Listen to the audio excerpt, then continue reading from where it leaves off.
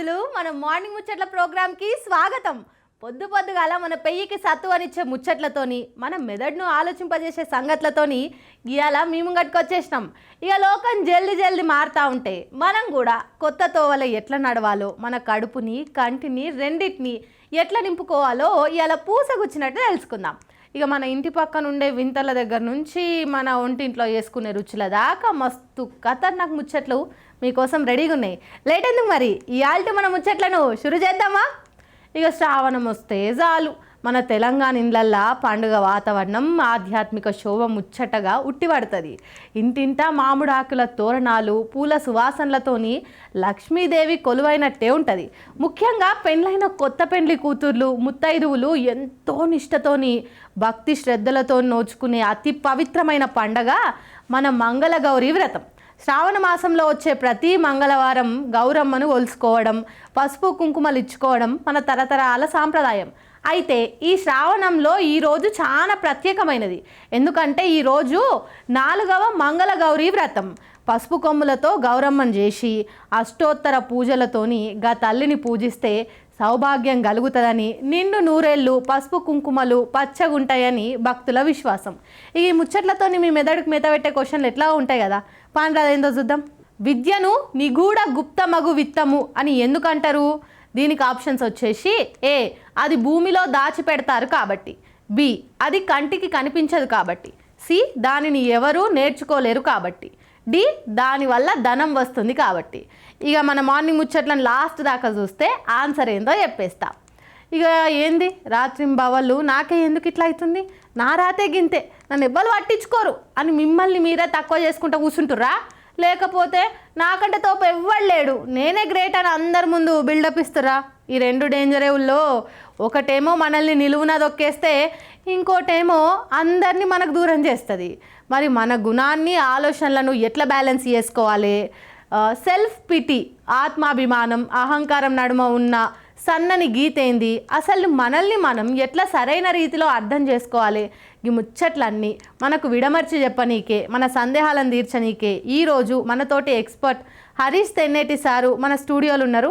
Late ఎందుకు, ఆయనతో ముచ్చట పెడదాం పాని.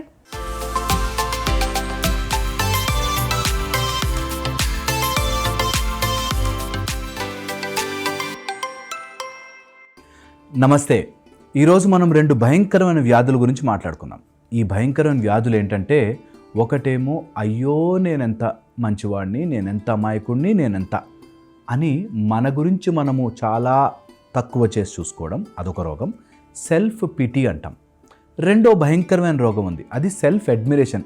అస్సలు నన్ను మించినోడు లేడరా, నేనెంత గొప్పోండిరా అనే 2 రకాల భయంకరమైన రోగాలు చాలామందిని పట్టి పీడిస్తుంటాయి. ఓకే, ఈరోజు ఈ 2 రోగాల గురించి తెలుసుకుందాం. ఫస్ట్ వచ్చేసి నేను వీక్, నేను వేస్ట్, నేనింతే, నేనెంత కష్టపడి నా కుటుంబాన్నిటినీ నేను చేస్తే, నేను నా వాళ్ళకి సహాయం చేశాను, వీళ్ళకి సహాయం చేశాను, నా పేరు చెప్పుకుని వీళ్ళంతా బాగుపడ్డారు సార్ ఆర్ ఇలా ఉన్నారు. ఇది సెల్ఫ్ పిటి. నేను చాలా మంచివాడిని, అయ్యో నా మంచితనం ఎంత మంచితనం అంటే, నా మంచితనం నన్నే అన్యాయం చేసేసిందే అనే ఒక దాంట్లో కొంతమంది ఉంటారు. కొంతమంది సెల్ఫ్ అడ్మిరేషన్ బ్యాచ్ ఉంటారు.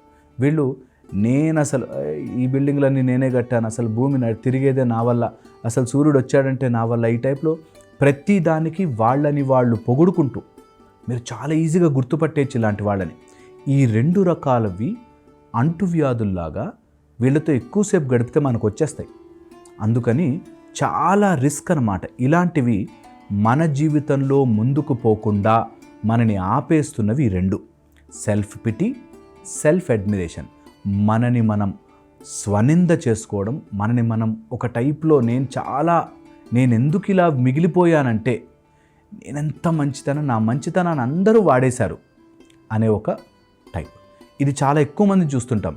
ఎవరితో అయినా సరదాగా మాట్లాడుతూ చెప్పండి, నువ్వెంత కష్టపడుతున్నావు అంటే, అవును అసలు నేనెంత కష్టపడ్డానంటే, అరే నా లైఫ్కి, నా జాబ్కి, నా తిండికి నేను చేసుకుంటున్నా, నా పని కదా అనేది ఉండదు. లోపలెక్కడో నేను ఒక్కడనే చాలా పని చేసేస్తున్నాను, ఈ ప్రపంచం అంతా నన్ను వాడేసుకుంటోంది అనే దాంట్లో ఉంటారు. ఇది వెరీ వెరీ డేంజరస్. ఇది ఇంకొక వర్షన్ తీసుకుంటుంది. ఆ వర్షన్ ఏంటి తెలుసా? Mind reading. మైండ్ రీడింగ్ అంటే అవతలవాడి మనస్సులో నా గురించి ఏమనుకుంటున్నాడో వాడి మనస్సులో నేను మంచిగా ఉండాలి కాబట్టి, ఇప్పుడు అవతల వాడి మైండ్లో నా గురించి ఏమనుకుంటున్నాడో దానికి తగ్గట్టుగా నేను బిహేవ్ చేయాలి. అలా చేస్తే వాళ్ళందరూ నన్ను ఏమనుకుంటారో అనేటట్టుగా సెల్ఫ్ పిటీలోంచి వస్తుంది ఒక బ్రాంచ్. అదేంటంటే వాళ్ళని వాళ్ళే మంచిగా చూపించుకోవాలి. మంచిగా ఉంటే ఓకే, మంచిగా ఉన్నానని నన్ను గుర్తించాలి అనే ప్రోగ్రాంతో ఉంటారు కొంతమంది. Very dangerous. ఎప్పుడైతే మనం ఇతరుల మైండ్లో నన్ను మంచి అనుకోవాలి అని ప్రవర్తిస్తుంటామో, శ్రీకృష్ణ పరమాత్ముడు సైతం చెప్పాడు, అలాంటి వాళ్ళకి సద్గతి ఆర్ ప్రశాంతత ఉండదు. అవతల వాడి మైండ్లో మంచి అనిపించుకోవడం కోసం కాకుండా నేనేం చేయగలను మంచి ఇక్కడ ఈ సిచ్యువేషన్లో మంచి ఏంటి, అదే మనకి ధర్మ అన్నారు, ద రైటియస్నెస్. ఈ మొత్తం దాంట్లో కరెక్ట్ ఏంటి అనేది ఎవరైతే ఆలోచించుకోగలరో, శ్రీకృష్ణ పరమాత్ముడు సైతం శ్రీరామచంద్రుడు సైతం చేసిన ఒక్క ఇంపార్టెంట్ రూల్, ఇప్పుడు మంచి అనిపించుకోవడానికి కాదు, ఇందులో కరెక్ట్ ఏంటి, ఇందులో రైట్ ఏంటి, ఇందులో అందరికీ సమానంగా ఆర్ కరెక్ట్గా వచ్చే ధర్మం ఏంటి అనేది మనం ఆలోచించుకుంటే ఆ సెల్ఫ్ పిటీ నుంచి, నన్నందరూ మా చుట్టాలంతా వాడేశారండి, నన్నందరూ, నేను ఎంత నమ్మి వాడికి డబ్బులు ఇచ్చాను అంట. నువ్వు నమ్మి డబ్బులు ఇవ్వలే, ఆ డబ్బులకు వడ్డీలు వస్తాయని ఇచ్చాం. వాడెవడో కంపెనీలో ఇన్వెస్ట్ చేస్తే నీకు సూపర్ డబ్బులు వచ్చేస్తాయంటే నువ్వు ఆ డబ్బులు వస్తాయని ఇచ్చావు, నమ్మలే. ఇక్కడ సెల్ఫ్ పిటీలో ఉన్నప్పుడు ఏమవుతుందంటే రెండు భయంకరమైన విషయాలు జరుగుతాయి. మైండ్ వాడాలా, బ్రెయిన్ వాడాలా, హార్ట్ వాడాలా. బిజినెస్ పెడుతున్నారు, డబ్బు ఇస్తున్నారు, ఎక్కడి నుంచైనా బిజినెస్ డీల్ చేస్తున్నారు, అక్కడ మనసు వాడకూడదు, బుర్ర వాడాలి కదా. క్యాల్కులేట్ చేసుకోవాలి అసలు నిజంగా ఆ బిజినెస్లో డబ్బులు వస్తాయా లేదా. కొంతమంది మంచి అనిపించుకోవడానికి వాడెవడో మొహమాట పెట్టాడని, మంచి మాటలు చెప్పాడని బిజినెస్లో పెడతారు. ఎక్కడైతే హార్ట్ వాడకూడదో అక్కడ హార్ట్ వాడారు, పోతుంది. ఆపోజిట్ వాళ్ళు ఏం చేస్తారంటే ఇంట్లో పెళ్ళాం దగ్గర భర్త దగ్గర క్యాలిక్యులేషన్లు వేసి లెక్కలేసి వాళ్ళతో ఫైట్. నువ్వు అప్పుడు మరి అప్పుడు అనలేదా, మీ వాళ్ళు ఇప్పుడు ఇలా అనలేదా, అప్పుడు మీ ఇంటికి వెళ్ళినప్పుడు ఇలా చేయలేదా అని లెక్కలేస్తారు. అక్కడ హార్ట్ వాడాలి. అక్కడ సర్లే ఏముంది అందరు మనుషులే అని ఇంట్లోనో రిలేషన్షిప్లో మంచిగా మనసు వాడాలి. బిజినెస్ల్లోనో లేకపోతే ఆఫీసుల్లోనో పని చేసే బ్రెయిన్ వాడాలి. ఉల్టా చేస్తారు కొంతమంది, కన్ఫ్యూజ్ అయిపోతారు. అలా అవ్వడం వల్ల నేనెంత మంచిగా ఉన్నాను అనే సెల్ఫ్ పిటీలోకి వెళ్ళిపోతారు. రెండో బ్యాచ్ ఉంటుంది, వీళ్ళు సెల్ఫ్ అడ్మిరేషన్ బ్యాచ్. అసలు నేను ఇంత గొప్పవాడిని మీరెవరు గుర్తించట్లే, నేను ఇంత చాలా గొప్పవాడిని అని వాళ్ళకి వాళ్ళు స్వడబ్బా అంటారు చూసారు, అలా. ఇది తప్పు కాదు, వాళ్ళని వాళ్ళు సెల్ఫ్గా పొగుడుకోవడం తప్పు కాదు.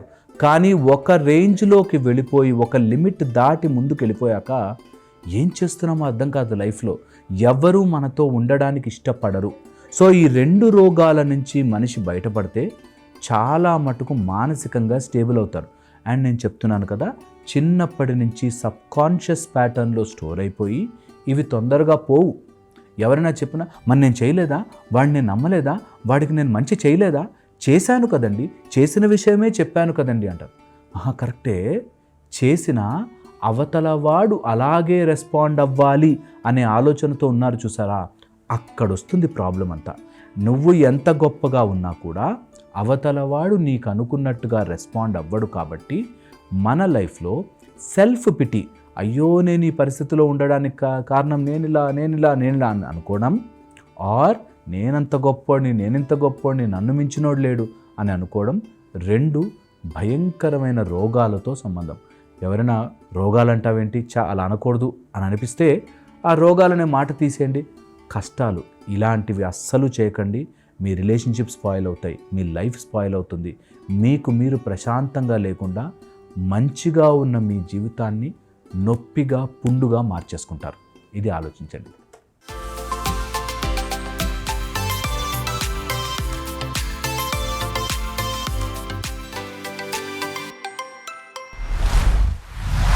చూసిండ్రు కదా హరీష్ తెన్నేటి సార్ ఎంత చక్కగా చెప్పిండ్రో. నన్ను నేను తక్కువ చేసుకోను, అట్లా అని పక్కనోడి కంటే తోపు అని విర్రవీగను, నన్ను నేను గౌరవించుకుంటూ ఎదుటోడికి ఇచ్చే రెస్పెక్ట్ ఇస్తా అని మన మనసులో అనుకుంటే ఏ సమస్య ఉండదులా. పక్కనోళ్ళ పొగడ్తల కోసమే జాలి కోసమో ఆశపడకుండా మనల్ని మనం ఆత్మవిశ్వాసంతో ముందుకు తీసుకుపోదాం. ఇయాల్టికి ముచ్చట మీ అందరికీ నచ్చిందనే అనుకుంటున్నాం. ఇక పొద్దున్నే లేవంగానే నడుము నొప్పులు తలనొప్పులు అని బాధపడుతురా, రోజంతా తిరిగి వచ్చి చూస్తే దిగుళ్ళు రందిలతోని నిద్ర పడతలేదని రంది పడుతురా. అయితే మీ బాధలన్నిటికీ ఒక్కటే ఒక మంచి మందు ఉంది, అదేనులా యోగా. అసలు ఈ యోగా అంటే ఏంది, దానివల్ల మన ఒంటికి మనసుకు వచ్చే లాభాలేంది, రోజు చేసుడు వల్ల మన జీవితం ఎట్లా మారుతుంది, ఈ ముచ్చట్లు ఎట్లనో క్లియర్గా తెలుసుకుందాం పాండ్రి. నమస్తే, నా పేరు లక్ష్మి. నేను బోధి స్కూల్ ఆఫ్ యోగాలో యోగా ట్రైనర్గా పనిచేస్తున్నాను. ఈరోజు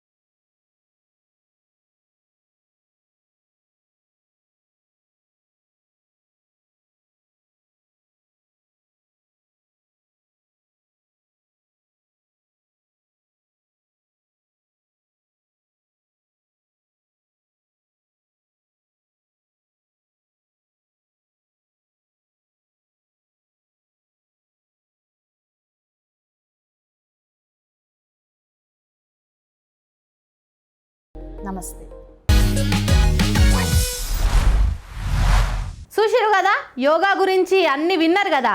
పెద్దోళ్ళు ఊకనే అనలేదు ఆరోగ్యమే మహాభాగ్యం అని. పొద్దుగాలు లేచి ఒక అర్ధగంట మన ఒంటి కోసం మనసు కోసం యోగాని కేటాయిస్తే రోజు మొత్తం మస్తు పాజిటివ్గా ఖుషీగా ఉండొచ్చు.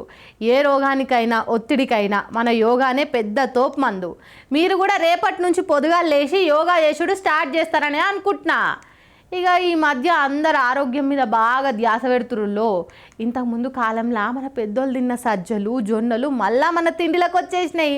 జొన్నలలో ఈ నడుమ అంతటా నడుస్తూనే ఉంది. చూసినరా, ఒళ్ళు తగ్గాలన్నా తిన్నది సరిగ్గా అరగాలన్నా ఒంట్లో సత్వ పెరగాలన్నా జొన్నల కంటే మంచి తిండి ఇంకొకటి ఉండదు.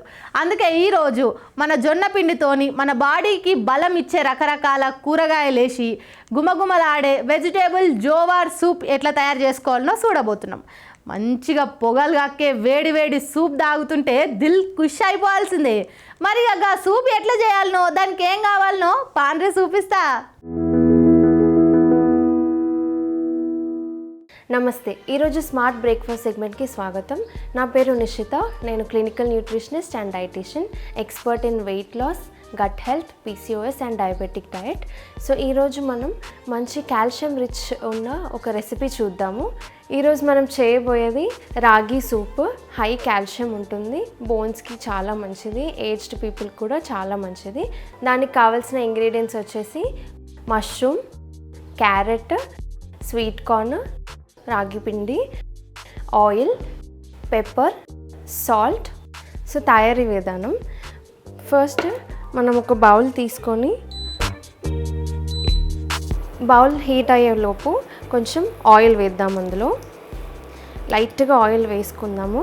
ఇందులో ఆల్రెడీ బాయిల్ ఆర్ స్టీమ్ చేసి పెట్టుకున్న స్వీట్ కార్న్ వేద్దాము.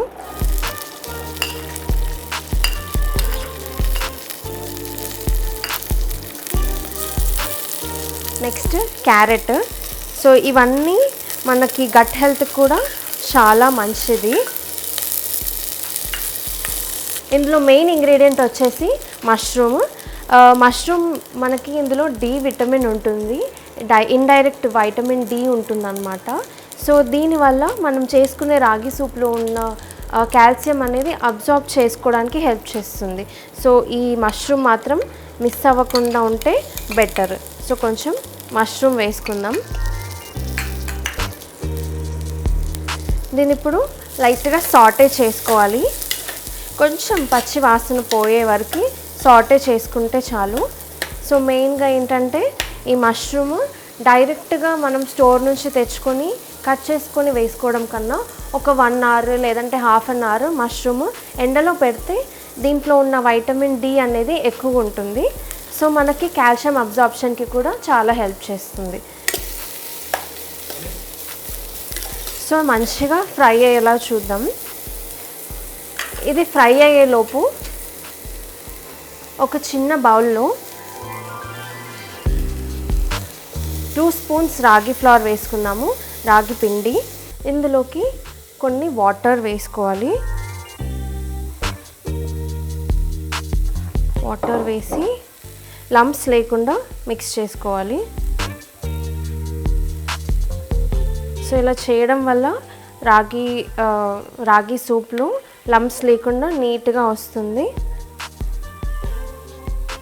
సో మనం జనరల్గా రాగి ఫ్లోర్ తీసుకుంటాం కదా, రాగులు, దాని బదులు మనకి పిల్లలకైనా పెద్దవాళ్ళకైనా స్ప్రౌటెడ్ రాగి, అంటే ఆల్రెడీ స్ప్రౌట్ చేసిన రాగి డ్రై చేసి పౌడర్ చేస్తారు.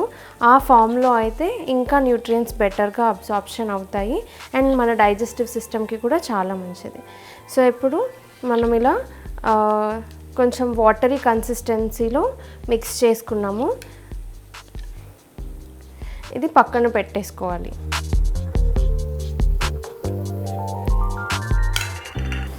ఈలోపు ఈ వెజిటబుల్స్ అన్నీ ఫ్రై అయిపోయాయి.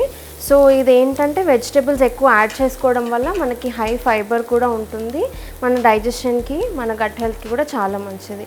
సో ఈ ఫ్రై అవుతున్న వెజిటబుల్స్లో మనం ఆల్మోస్ట్ ఒక గ్లాస్ ఆఫ్ వాటర్ తీసుకుందాము. ఈ వాటర్ బాయిల్ అయ్యాక మనం ఇందాక కలిపి పెట్టుకున్న రాగి ఫ్లోర్ వేసుకోవచ్చు. సో ఈ రాగి సూప్ ఏంటంటే మనకి హై కాల్షియం ఉంటుంది. ఇప్పుడు మనకి మార్కెట్లో మిల్క్ ప్రోడక్ట్స్ అంత బాగా ఉండట్లేదు, ఎక్కువ హార్మోనల్ ఇంజెక్షన్స్ ఉంటున్నాయి. అండ్ చాలామంది అమ్మాయిలకి త్వరగా మెన్స్ట్రుయేషన్ రావడం లాంటిది జరుగుతుంది. అలా ఉండకుండా మనకి కాల్షియం రావాలి మిల్క్ లేకుండా అంటే రాగి is one of the best. Just 2 spoons రాగి పౌడర్ మనకి 1 గ్లాస్ ఆఫ్ మిల్క్కి ఈక్వల్. అండ్ దాంట్లో కాల్షియమే కాకుండా ఐరన్ కూడా ఎక్కువగా ఉంటుంది. సో మనం ఎవ్రీడే పిల్లలకి ఇవ్వచ్చు, పెద్దవాళ్ళకు కూడా మోకాలు నొప్పులు ఉన్న వాళ్ళకు కూడా ఇస్తే చాలా హెల్ప్ చేస్తుంది. సో ఈ వాటర్ ఆల్మోస్ట్ బాయిల్ అవుతున్నాయి. ఇలా బాయిల్ అవుతున్నప్పుడు మనం ఇందాక ఈ బాయిలింగ్ వాటర్లో మనం మిక్స్ చేసి పెట్టుకున్నాం కదా రాగి పౌడర్ వాటర్లో, ఇది వేస్తూ మనం మిక్స్ చేసుకోవాలి. ఇది వేస్తూ కలుపుకోవాలి. సో అలా కలుపుకోవడం వల్ల మనకి లంప్స్ రాకుండా ఉంటాయి అన్నమాట. ఒక 5 to 10 minutes బాయిల్ అవ్వాలి. సో ఇలా బాయిల్ అవుతున్న సూప్లో సాల్ట్, మనకి టేస్ట్కి తగ్గినంత సాల్ట్, నేను ఇక్కడ ఒక స్పూన్ వేసుకుంటున్నాను సాల్ట్. ఇది బాయిల్ అయ్యి కొంచెం థిక్ కన్సిస్టెన్సీ వచ్చే వరకు చూసుకోవాలి. ఓకే, థిక్ కన్సిస్టెన్సీ వచ్చింది. మనం స్టవ్ ఆఫ్ చేసుకున్న తర్వాత కొంచెం పెప్పర్ వేసుకోవాలి. మన స్పైస్ లెవెల్స్ని బట్టి పెప్పర్, నేను ఇక్కడ 1 స్పూన్ వేస్తున్నాను. సో ఇది కూడా బాగా మిక్స్ చేసుకోవాలి, లంప్స్ లేకుండా మిక్స్ చేసుకోవాలి. సో ఇదేంటంటే మనకి బ్రేక్ఫాస్ట్కి కానీ లేదంటే ఈవినింగ్ స్నాక్స్, ఇప్పుడు స్పెషల్లీ వింటర్ సీజన్ కదా, వింటర్ సీజన్లో కూడా మంచి హాట్గా నైట్లో కానీ ఈవినింగ్లో కానీ స్నాక్ లాగా డిన్నర్ లాగా కూడా మనం తీసుకోవచ్చు. ఓకే, ఇది మనం సర్వింగ్ బౌల్లోకి తీసుకుందాం.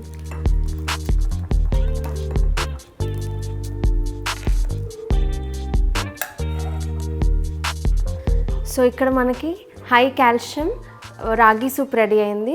సో ఇందులో చాలా కాల్షియం ఉంటుంది. ఈ బౌల్ ఆఫ్ రాగి సూప్ రెగ్యులర్గా తీసుకున్నామంటే మనకి బోన్ స్ట్రెంగ్త్ పెరుగుతుంది, పిల్లలకి హైట్ కూడా బాగా పెరుగుతుంది.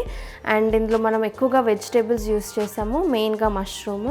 సో దానివల్ల విటమిన్ డి ఇంక్రీజ్ అవుతుంది. అండ్ మష్రూమ్స్ ఇంకా వెజిటేబుల్స్ యూస్ చేయడం వల్ల హై ఫైబర్, అది కూడా మన గట్ హెల్త్కి చాలా మంచిది.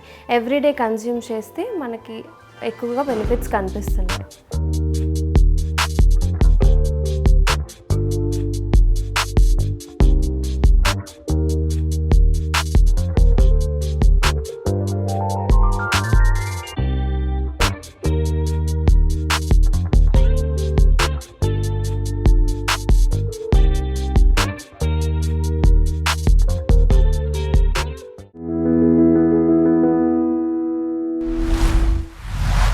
చూసిండ్రు కదా, కమ్మనైన రుచితోని వెజిటేబుల్ జోవార్ సూప్ ఎంత సూటిగా సులువుగా తయారు చేసుకున్నామో.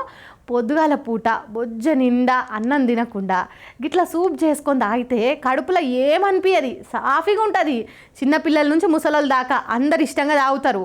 కాయగూరలల్లో బలము, జొన్నలల్లో పీచు పదార్థం అంతా మన ఒంటికి మంచి శక్తిని ఇస్తాయి. మీరు కూడా ఒకసారి ఇంట్లో ట్రై చేసి చూడుండ్రి, అందరు పొగుడతారు. ఇక మన హైదరాబాద్ నవాబులు, కుతుబ్ షాహీలు, ఇక నిద్రపోతున్న ఖిల్లా, కుతుబ్ షాహీ టూమ్స్ గురించి కొన్ని ముచ్చట్లు తెలుసుకుందాం. అప్పట్లో హైదరాబాద్ని వెళ్ళిన రాజుల గురించి మనకు చాలానే తెలుసు, కానీ వాళ్ళు చనిపోయినాక వాళ్ళ మృతదేహాలను ఎట్లా దాచిపెట్టిర్రు, ఎట్లా సమాధి చేసేటోళ్ళు అనేది మాత్రం ఇప్పటికీ చాలా మందికి తెలియని ఒక పెద్ద గుట్టు. ఈ టూమ్స్ కాడ ఒక హమాం అంటే రాయల్ స్నానాల శాల ఉంది. రాజులు చనిపోగానే డైరెక్ట్గా తీసుకుపోయి మట్టిలో పెట్టకపోయేటోళ్ళు. ఆ బాడీని ఇక్కడికి తెచ్చి ప్రత్యేకమైన అత్తర్లు మూలికలతోని ఎట్లా శుద్ధి చేసేటోళ్ళు. అసలు గా బాడీలను సమాధి చేసే విధానం వెనుకున్న మర్మం ఏంది? ఇదంతా ఇరాన్, పర్షియా దేశాల నుంచి వచ్చిన ఆర్కిటెక్చర్ అంటారట. మరి ఈ వెంతల వెనుకున్న కథ ఏంది? ఈ కొత్త కొత్త ముచ్చట్లను మనకెవ్వరికి తెలియని గానాటి రాజుల గుట్టులను పూసగుచ్చినట్టు చెప్పనీకే మనతోని ఆర్కియాలజీ ఎక్స్పర్ట్ కేదారేశ్వరి మేడం రెడీగా ఉన్నారు. ఆ ముచ్చటేందో ఇందాం పాన్రి.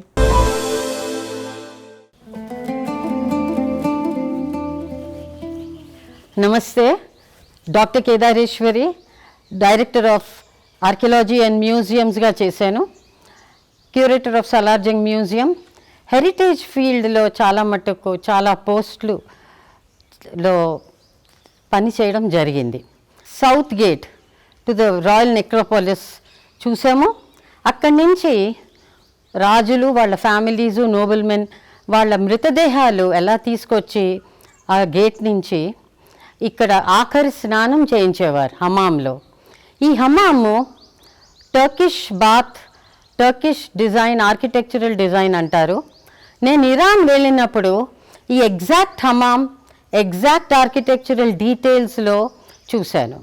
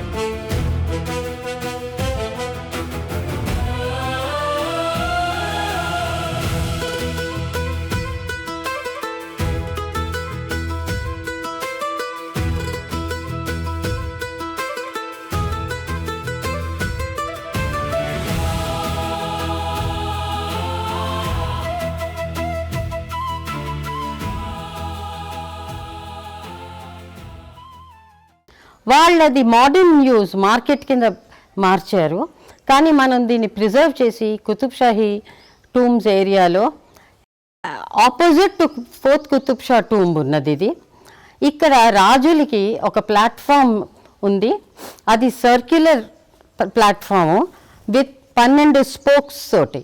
ఈ 12 స్పోక్స్ 12 షియా ఇమామ్స్ అని చెప్తారు. ఈ 12 స్పోక్స్ టైంని కూడా చెప్తుంది, అంటే ప్యాసేజ్ ఆఫ్ టైం. దాని మీద ఆ ప్లాట్ఫామ్ మీద పడుకోబెట్టి ఆఖరి స్నానం, రాయల్ స్నానం చేయించి తర్వాత ఆ మాస్క్ మనం చూసాం సౌత్ గేట్ పైన, ఆ మాస్క్లోకి తీసుకెళ్ళి ఆఖరి ప్రేయర్ చేయించి దాని తర్వాత సమాధి అయ్యేవారు. ఈ హమాం లోపలకి మనం వెళ్తే అక్కడ ఒక స్టోన్ సిస్టమ్ కనిపిస్తుంది కింద. ఈ హమాంని ఈ రాయల్ డెడ్ బాడీస్ని తీసుకొచ్చే ముందు ప్యూరిఫై చేయడానికి ఇన్సెన్స్ వాడేవారు. ఈ ఇన్సెన్స్ పొగ పోవడానికి పైన ఓపెనింగ్స్ ఉన్నాయి, ఆర్చ్డ్ ఓపెనింగ్స్ ఉన్నాయి, సీలింగ్లో కూడా ఓపెనింగ్ ఉంది. ఈ నీళ్లు చల్లనీళ్ళు, వేడి నీళ్ళు కలపడానికి సిస్టమ్స్, తర్వాత ఈ hot water, cold water system కూడా లోపల మీరు చూడగలుగుతారు. ఈ హమాం ఆర్చ్డ్ కారిడోర్లో నేను నుంచున్నాను. ఈ హమామ్స్ మనం యూజువలీ అంటాం ఇది కామన్ పీపుల్కి కదా, ఇది రాయల్ బాడీస్కి ఎలా వాడారని. కానీ ఉర్జూ ఫెస్టివల్ తర్వాత వీళ్ళ after life of all the 7 Qutb Shahis ఇది ఇప్పుడు ఉర్జ్ అయినప్పుడు కామన్ పీపుల్ కూడా వాడుకున్నట్టు మనకి తెలుస్తుంది. వాళ్ళు నమాజులు చదువుకుని తర్వాత ఈ ఫెస్టివల్లో పార్టిసిపేట్ చేసినట్టు మనకి ఎవిడెన్స్ దొరుకుతుంది. దీన్ని first Qutb Shah ruler between 1518 and 1543 కట్టినట్టు మనకి తెలుస్తోంది. చూసిండ్రు కదా, ఇప్పటిదాకా కుతుబ్ షాహీ రాజుల సమాధుల వెనుక, గా హమాం వెనుక దాగున్న ఎన్నో అద్భుతమైన మనకు తెలియని నిజాలను కేదారేశ్వరి మేడం ఎంత చక్కగా వివరించిండ్రో. రాజుల మృతదేహాలను భద్రపరిచే విధానం వెనుక పర్షియా దేశపు టెక్నాలజీ, ఆర్కిటెక్చర్ ఎంత గొప్పగా ఉందో ఇంటుంటేనే ఒళ్ళు గగ్గురు పడుస్తుందిలే. 100 ఏళ్ల కిందటి మన హైదరాబాద్ చరిత్రల గిసోంటి వింతలు ఎన్నో దాగున్నాయననికి ఈ టూమ్సే పెద్ద సాక్ష్యం. ఇక ఇట్లానే మన యాదగిరి ఛానల్లో ప్రసారమయ్యే సూపర్ ప్రోగ్రామ్స్ ఉన్నాయి కదా, మరి అవిటిని కూడా యాడ్ చేసుకోవాలి కదా. పాండ్రి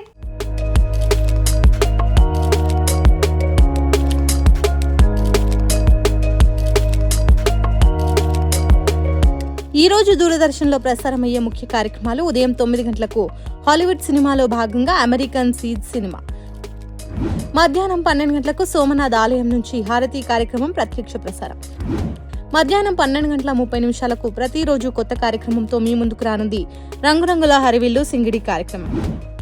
ఈరోజు మధ్యాహ్నం మాభారి గోల సినిమా, నరేష్ మనో చిత్ర ప్రధాన పాత్రలో నటించిన ఈ సినిమా మధ్యాహ్నం 2 గంటలకు. సాయంత్రం 5 గంటలకు రైతు నేస్తం కార్యక్రమంలో వరి సాగులో ఫిరామిన్ ట్రాప్, రెయిన్అవుట్ షెల్టర్ పని విధానం మరియు వరిలో వచ్చే తెగుళ్లు యాజమాన్యం గురించి వివరిస్తారు.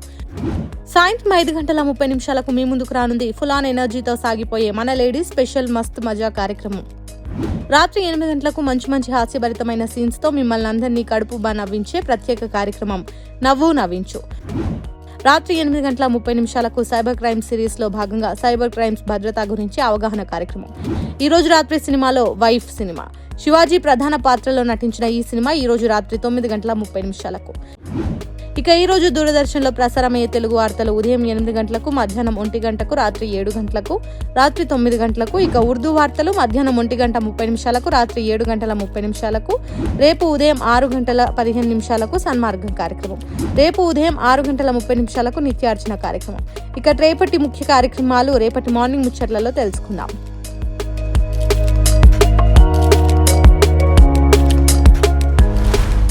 మన ముచ్చట్లు షురు అయ్యే ముంగట ఒక ప్రశ్న అడిగిన కదా, ప్రశ్న మళ్ళీ అడుగుతున్నాను. విద్యను నిగూఢ గుప్తమగు విత్తము అని ఎందుకంటారు? ఈ ప్రశ్నకు సరైన సమాధానం వచ్చేసి బి, ఎందుకంటే అది కంటికి కనిపించదు కాబట్టి. ఇక నేను తీసుకొచ్చిన ముచ్చట్లు మంచిగా ఉన్నాయి కదా. మన మార్నింగ్ ముచ్చట్ల ప్రోగ్రామ్కి మీ సలహాలు సూచనలు మాకు చాలా ఇంపార్టెంట్. మెయిల్ చేయండి. మా మెయిల్ ఐడి చెప్తున్నా, programs.ddyaadagiri@gmail.com. ఇట్లనే మళ్ళీ రేపు వచ్చే పొద్దుగాల మార్నింగ్ ముచ్చట్లలో కలుసుకుందాం. అప్పటిదాకా చూస్తూనే ఉండరు మన DD యాదగిరి ఛానల్. అట్లనే మీరు కూడా పాయలం.